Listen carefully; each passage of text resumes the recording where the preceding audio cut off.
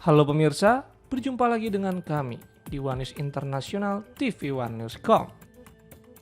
Presiden Amerika Serikat Donald Trump menyampaikan bahwa proses menuju fase kedua gencatan senjata di Gaza tetap bergerak sesuai rencana, meski beberapa insiden kekerasan masih terjadi di lapangan.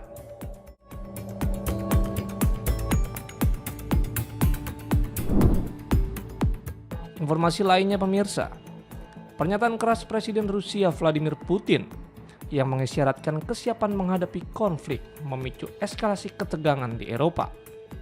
NATO membalas dengan sinyal pertahanan penuh, sedangkan diplomasi Amerika Serikat untuk mengakhiri perang Rusia-Ukraina masih stagnan. Selengkapnya hanya di One News International TV One News.com.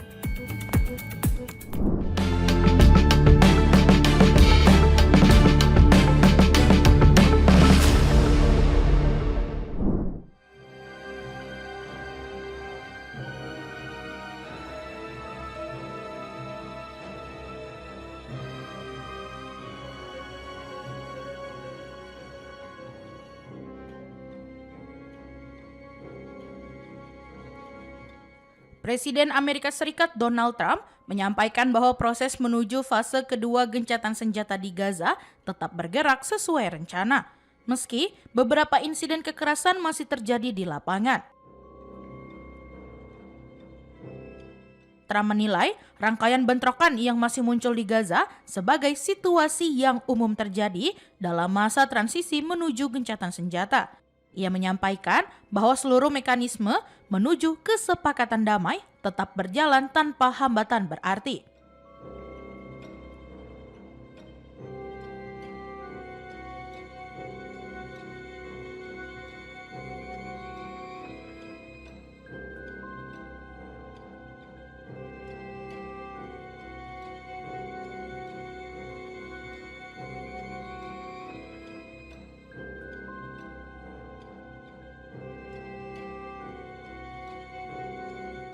Merujuk pada laporan terbaru mengenai serangan udara Israel di kamp pengungsian Al-Mawasi, Khan Yunis, yang menewaskan sejumlah warga.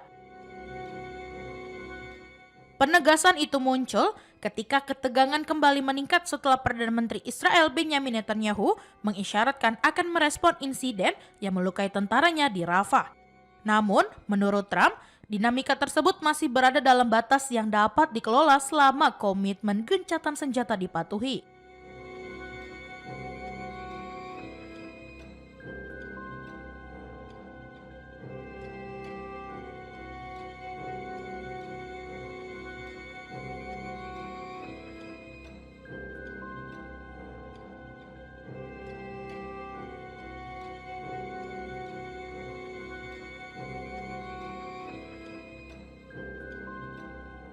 Trump juga menguraikan bahwa fase pertama gencatan senjata meliputi penarikan pasukan Israel ke garis kuning, pembukaan jalur bantuan kemanusiaan, serta pertukaran sandera dan tahanan.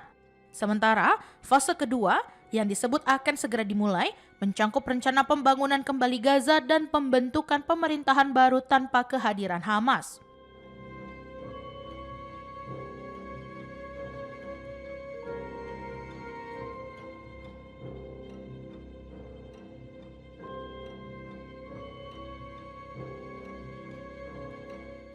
Di tengah kekhawatiran internasional terhadap situasi di Gaza Selatan, Trump tetap menunjukkan optimisme bahwa kerangka perdamaian yang disusun pemerintahannya berada di jalur yang benar. Ia menilai berbagai insiden yang terjadi itu cukup kuat untuk menggagalkan proses menuju gencatan senjata lanjutan.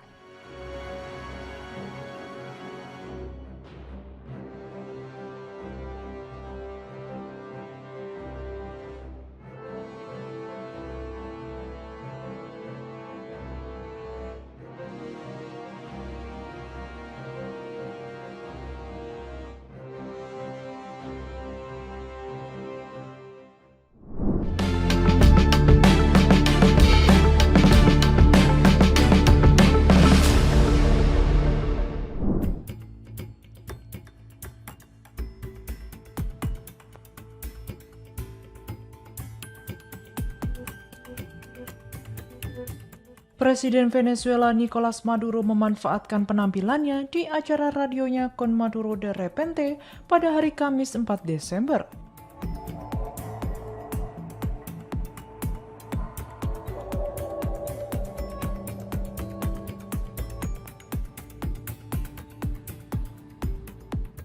Untuk menegaskan kembali kedaulatan Venezuela dan menyoroti dukungan politik Tiongkok di tengah meningkatnya ketegangan regional.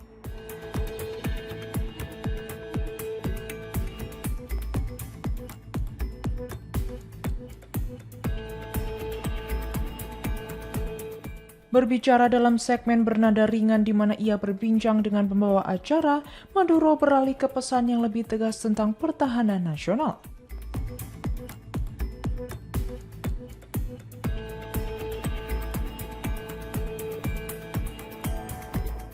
Maduro juga menekankan dukungan diplomatik Tiongkok, mengklaim Beijing secara terbuka mendukung hak Venezuela untuk menjalankan kedaulatannya dan untuk perdamaian sambil memainkan notasi metalofon.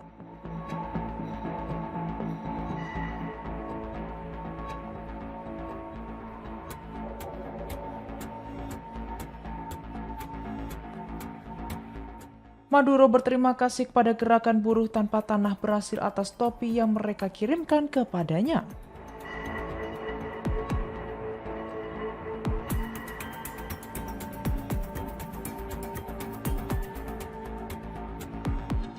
Sebagai bentuk penghormatan kepada organisasi-organisasi sosialis di Caracas, ujar seorang menteri dalam acara TV El Sova.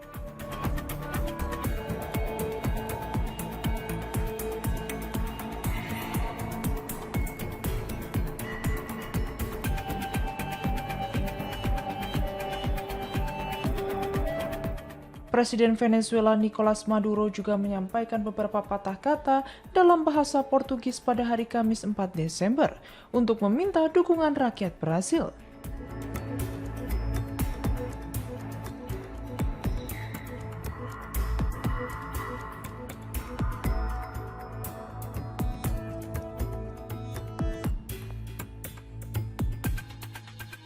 Komentarnya muncul di saat Amerika Serikat mengintensifkan operasi militer di Karibia dan Pasifik.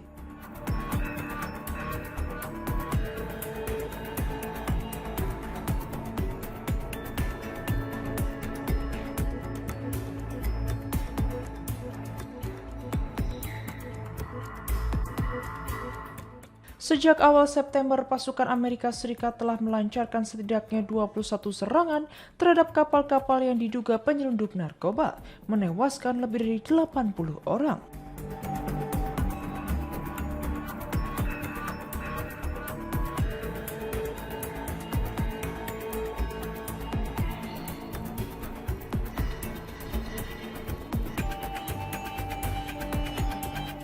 Sementara Presiden Donald Trump meningkatkan tekanan terhadap pemerintahan Maduro.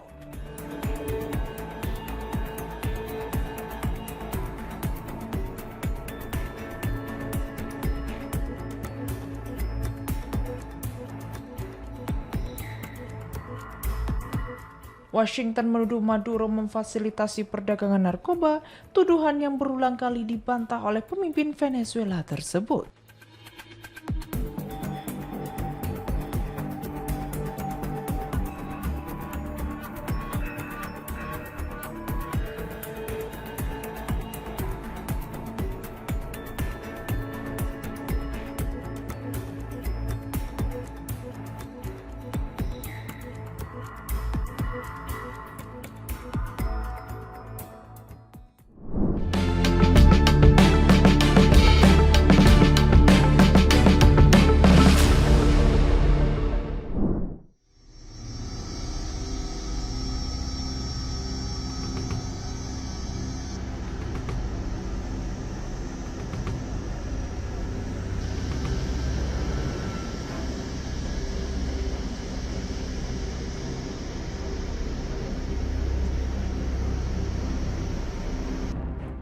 Presiden Rusia Vladimir Putin tiba di New Delhi pada 4 Desember untuk kunjungan tingkat tinggi pertamanya ke India sejak 2021.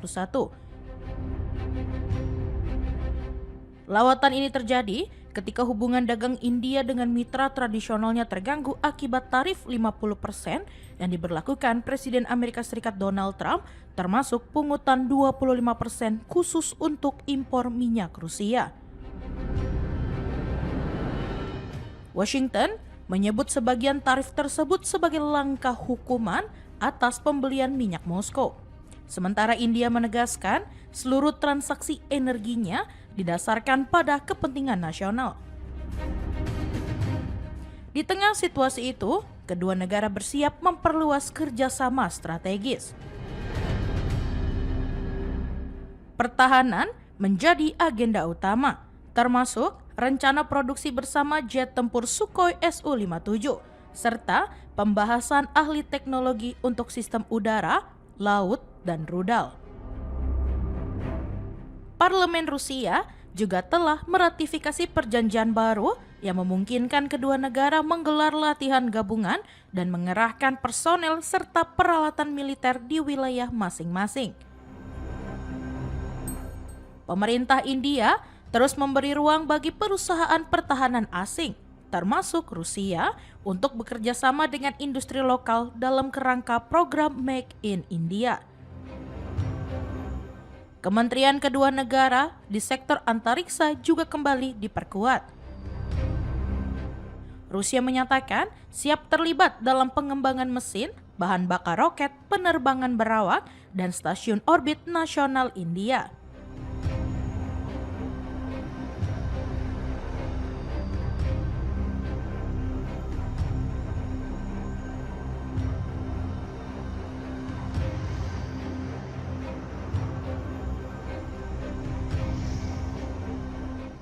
Sejak 1960-an, kedua negara telah bekerja sama dalam berbagai program ruang angkasa, termasuk keterlibatan Rusia dalam proyek misi berawak Gaganyaan. Hubungan ekonomi menjadi pilar lain yang dibahas. Moskow dan New Delhi berupaya menghubungkan sistem pembayaran nasional seperti Mir, Rupai, SBP, dan UPI, serta memperluas penggunaan rubel dan rupiah untuk transaksi perdagangan yang kini telah mencapai sekitar 90%. Kremlin menyatakan siap memperdalam hubungan ekonomi, sementara India menargetkan nilai perdagangan bilateral mencapai 100 miliar US dollar pada 2030. Perbedaan besar antara ekspor India yang masih sekitar 5 miliar US dollar dan impor dari Rusia yang mencapai 64 miliar US dollar membuat isu ketidakseimbangan dagang menjadi salah satu pokok pembahasan. Kunjungan ini juga akan diiringi pertemuan komisi antar pemerintah yang membahas upaya diverifikasi perdagangan, termasuk peningkatan ekspor peralatan, bahan baku, dan produk pangan India ke Rusia. Moskow menyampaikan apresiasi atas posisi India terkait konflik Ukraina. Sementara, hubungan personal antara Putin dan Perdana Menteri Narendra Modi kembali menjadi salah satu faktor yang mempererat komunikasi politik kedua negara. Kunjungan ini menandai kembalinya tradisi pertemuan tahunan tingkat tinggi dan menjadi momentum bagi kedua negara untuk menavigasi tekanan geopolitik sekaligus memperkuat kolaborasi di bidang pertahanan, ekonomi, dan teknologi ruang angkasa.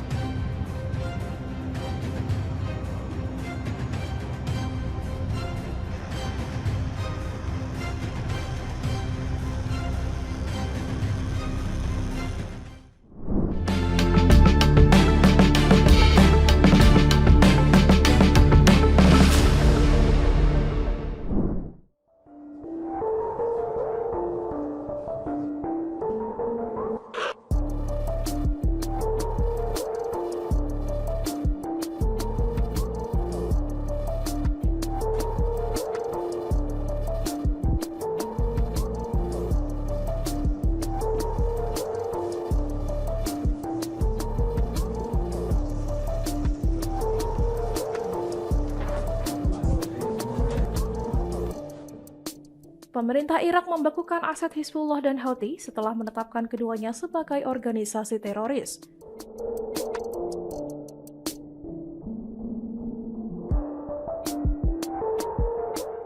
Keputusan yang diumumkan lewat Iraqi Gazette ini memicu gejolak politik di Baghdad.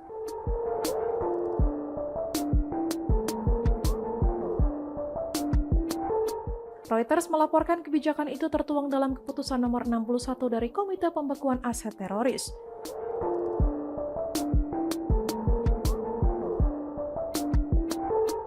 Komite tersebut dipimpin Gubernur Bank Sentral Ali Mohsen Alak menetapkan 24 entitas sebagai kelompok teroris.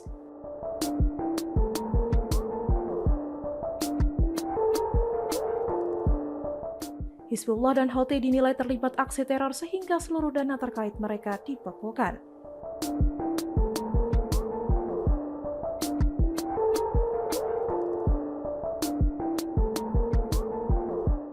Langkah ini diprediksi disambut baik Washington yang mendesak Irak mengurangi pengaruh Iran.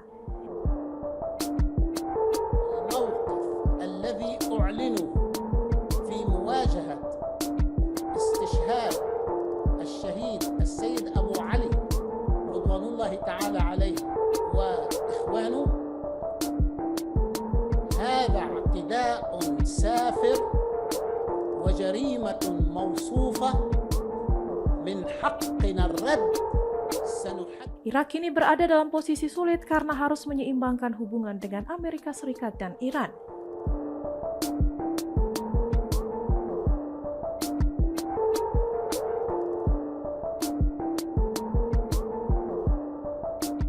Seorang penasehat pemerintah menyebut keputusan itu sebagai penyesuaian teknis demi menghindari sanksi Amerika Serikat.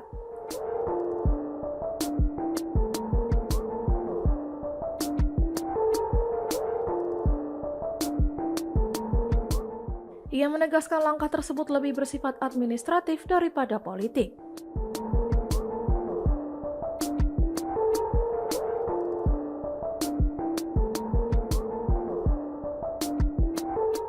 Kritik datang dari kubu pro-Iran, termasuk anggota parlemen Mustafa Sanad yang menyebutnya memalukan.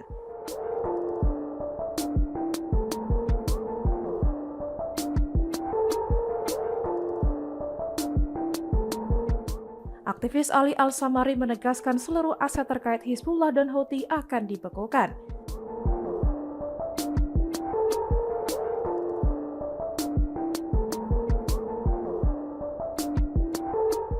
Namun, sumber politik lain menilai dampaknya kecil bagi kelompok pro-Iran di Irak.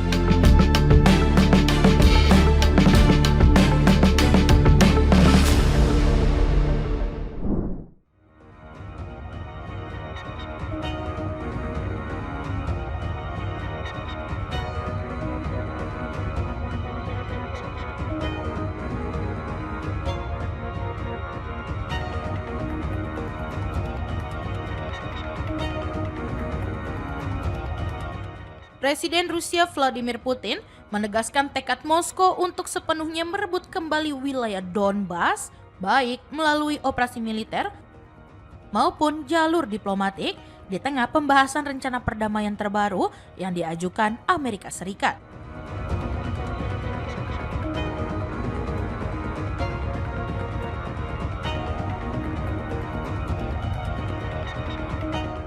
Dalam wawancara dengan India Today, menjelang kunjungan kenegaraannya ke New Delhi, Putin menyampaikan bahwa penyelesaian konflik di Donbas pada akhirnya akan berujung pada keluarnya pasukan Ukraina dari wilayah tersebut.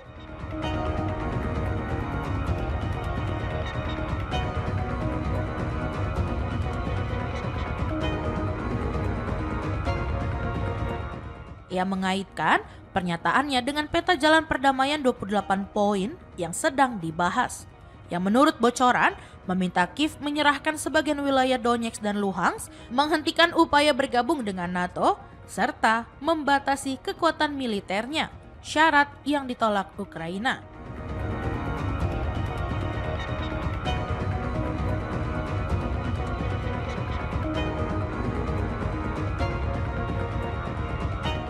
Putin menilai pertarungan sengit yang masih berlangsung di Donbas sebenarnya dapat dihindari sejak awal jika Kiev menarik pasukannya setelah referendum 2022 ketika sebagian warga memilih memisahkan diri. Ia menyebut pilihan Ukraina untuk tetap bertempur kini membawa konsekuensi yang semakin berat.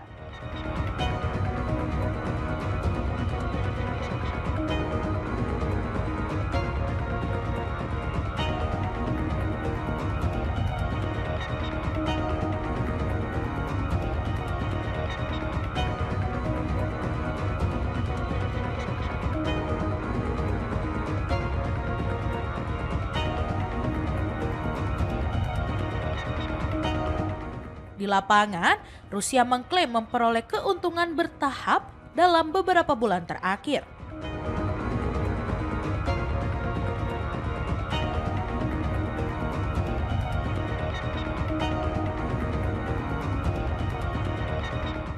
Moskow menyebut Ukraina kesulitan mengganti kerugian pasukan meski telah melakukan mobilisasi besar-besaran.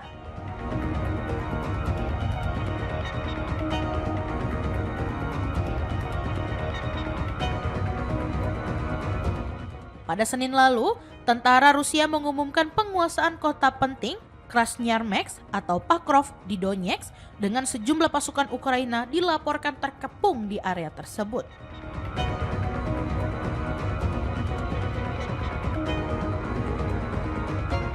Selain itu, Putin pekan lalu menyampaikan bahwa pasukan Rusia berhasil menembus garis pertahanan Ukraina di bagian utara Zaporizhia dan kini bergerak melewati sistem pertahanan ketat Kiev di selatan.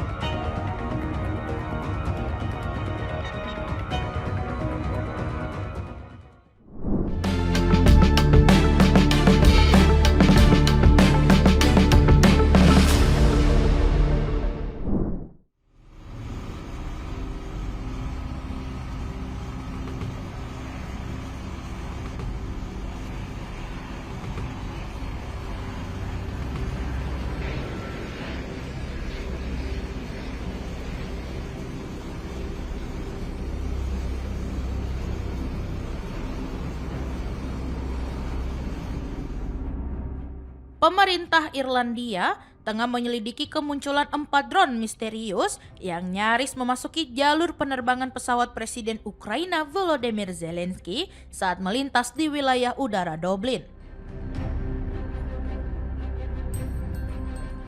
Insiden ini terjadi pada Senin malam. Namun, baik Kiev maupun Dublin belum memberikan penjelasan terbuka. Laporan The Journal yang dikutip Newsweek menyebutkan bahwa 4 drone bergaya militer terdeteksi melanggar zona larangan terbang yang disiapkan khusus untuk kedatangan Zelensky. Hingga kini, otoritas Irlandia belum mengetahui asal peluncuran maupun pihak yang mengendalikannya, meski aparat keamanan setempat meyakini drone tersebut dimaksudkan untuk mengganggu penerbangan Presiden Ukraina karena lampunya terlihat menyala selama beroperasi. Komisaris Garda Irlandia, Justin Kelly, mengaku mengetahui kejadian itu pada Selasa pagi, beberapa jam setelah Zelensky tiba lebih awal dari jadwal.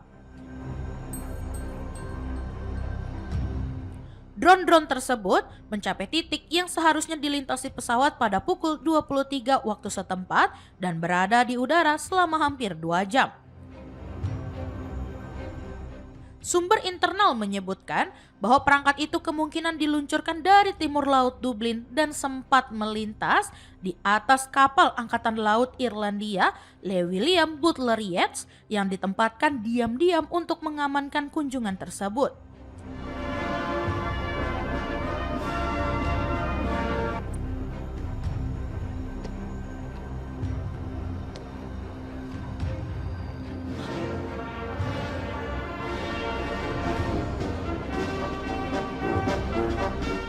Kapal maupun pesawat patroli udara di sekitar lokasi tidak terlibat karena tidak memiliki kemampuan untuk menonaktifkan drone.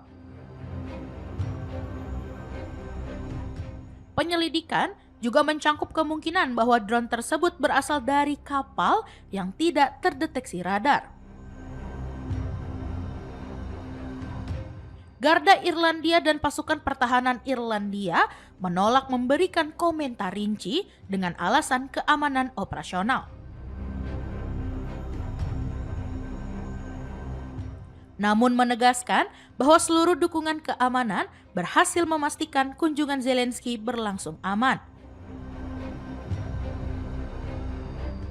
Zelensky tiba di Dublin untuk kunjungan kenegaraan pertamanya ke Irlandia dan bertemu dengan Perdana Menteri Michael Martin serta pejabat tinggi lainnya. Negara-negara Eropa sebelumnya menuding Rusia melakukan pelanggaran wilayah udara menggunakan drone sebagai bagian dari pola perang hibrida yang menimbulkan kekhawatiran di antara sekutu NATO.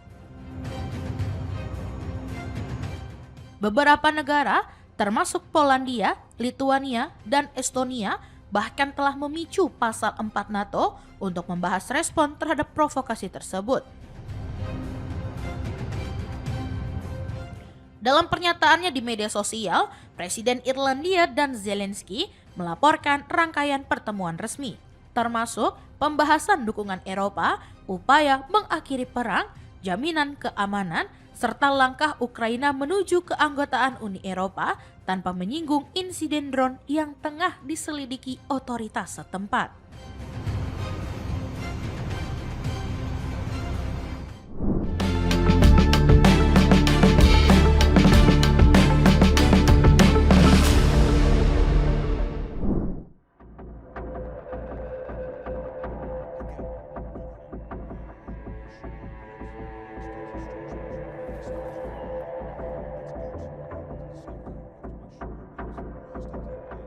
Ketegangan meningkat di Eropa setelah Presiden Rusia Vladimir Putin menyatakan siap menghadapi konflik dengan benua itu jika diprovokasi. Sementara, NATO menegaskan kesiapannya melindungi seluruh anggota.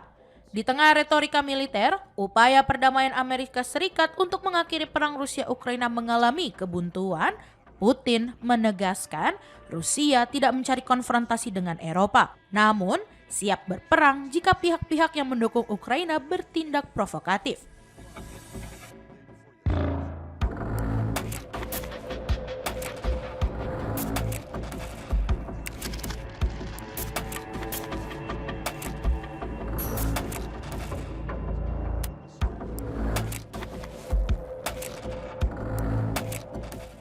NATO merespon dengan menegaskan aliansi pimpinan Amerika Serikat itu siap melakukan apapun untuk melindungi anggota dan mengamankan wilayah Eropa.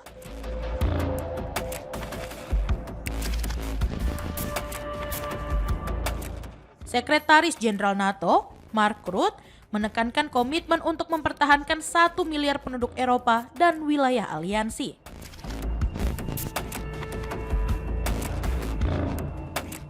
Retorika militer ini muncul bersamaan dengan memudarnya harapan kesepakatan damai yang ditengahi Amerika Serikat.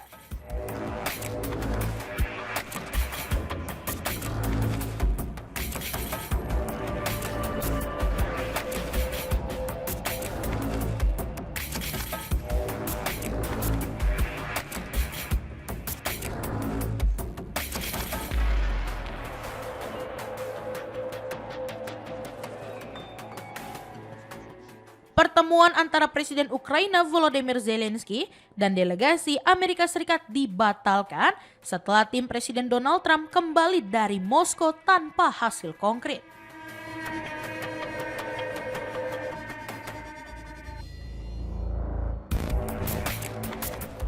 Meski begitu, Rutte menyebut Trump sebagai satu-satunya pihak yang mampu memecahkan kebuntuan diplomasi.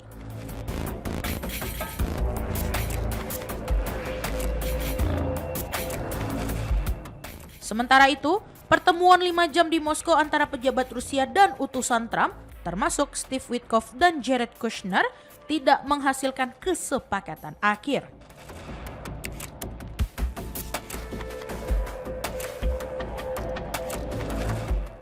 Witkoff kemudian menghubungi delegasi Ukraina untuk melanjutkan negosiasi di Amerika Serikat.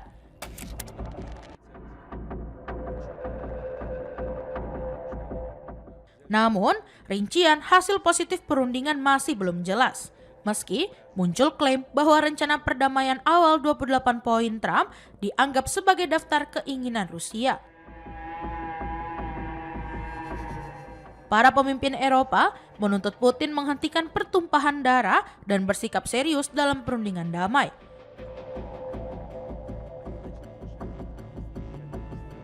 Sementara, Trump menegaskan bahwa penasihatnya yakin Putin ingin mengakhiri perang di Ukraina.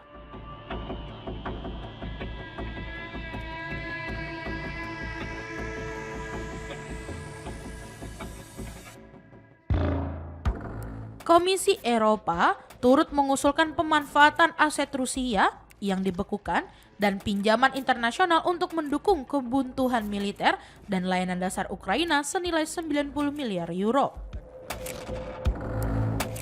Kebuntuan diplomasi ini diperparah dengan pengunduran diri Andriy Yermak, kepala staf Presiden Zelensky, terkait skandal korupsi senilai 100 juta US dollar. Posisi Yermak digantikan Rustem Umerov, mantan Menteri Pertahanan Ukraina, sebagai bagian dari restrukturisasi tim kepresidenan.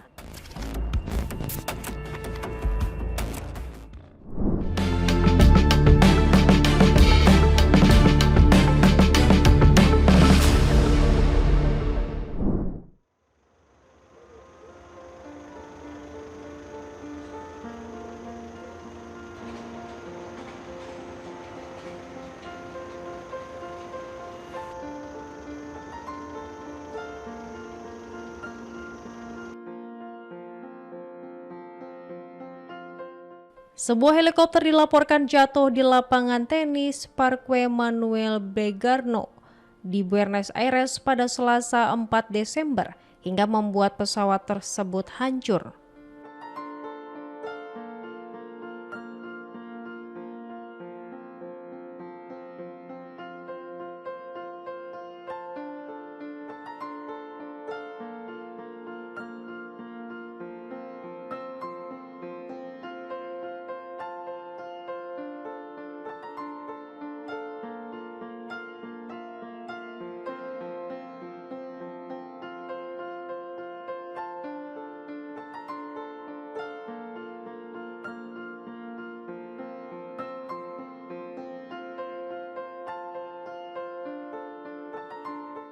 Menurut keterangan sumber layanan medis darurat kepada surat kabar La Razón, pilot serta 2 penumpang, masing-masing seorang pria dan seorang wanita, mengalami luka akibat insiden tersebut. Ketiganya mendapat perawatan awal dari petugas pemadam kebakaran dan layanan medis darurat kota, sebelum kemudian dibawa ke Rumah Sakit Fernandez, Buenos Aires.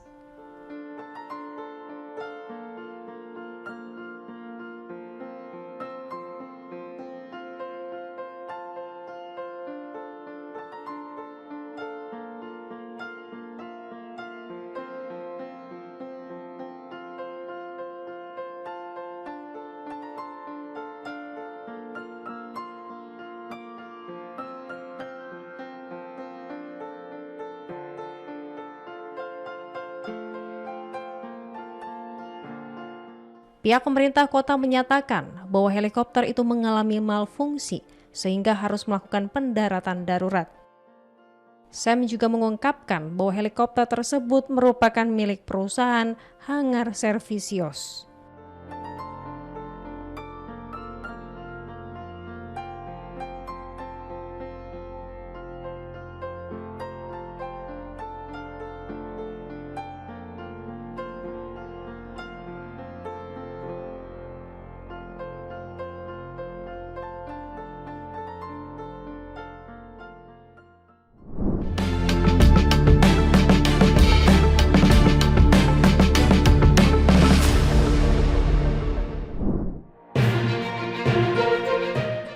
Demikian informasi yang dapat kami sampaikan pemirsa.